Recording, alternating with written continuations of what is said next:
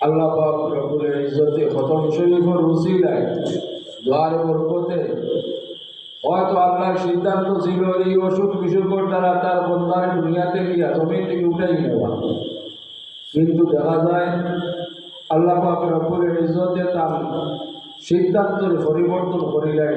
আল্লাহ তার বন্ধার হায়াত বরকত দান করেন, মাত্র শিফা দান করেন। ওহর হইলা ঘটনা দেখা যায় ডাক্তার থেকে নাউমে দিয়া বড় অপারেশন ডাক্তার হয়ে সিগনাল দিছে যে এই রোগী আর বেশি দিন এই জমিনও নাই, কিন্তু পরবর্তীতে দেখা যায় যে এই উসিলা নেওয়ার কারণে, দোয়া করার কারণে, খতম শরীফ পড়ানোর কারণে এই রোগী দীর্ঘজীবী হয়েছে। আলহামদুলিল্লাহ।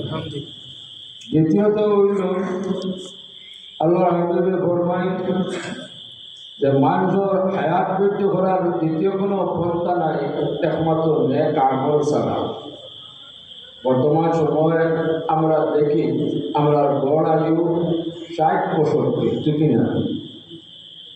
কিন্তু বিগত জিন্দেগির ইমানদার মুসলমান হল নিম্নে 100 বছর, ওতে 120-30 বছর পর্যন্ত সুস্থ শরীরে জীবনযাপন করিয়া গেছে। এই সুস্থ শরীরে জীবনযাপন করার কারণ হইল এরা বেশি বেশি করে নেক আমল করতাম। আল্লাহ পাক রব্বুল ইজ্জতে এরারে সুস্থতা দান করতা, নেক হায়াতও দান করতা। সুবহানাল্লাহ।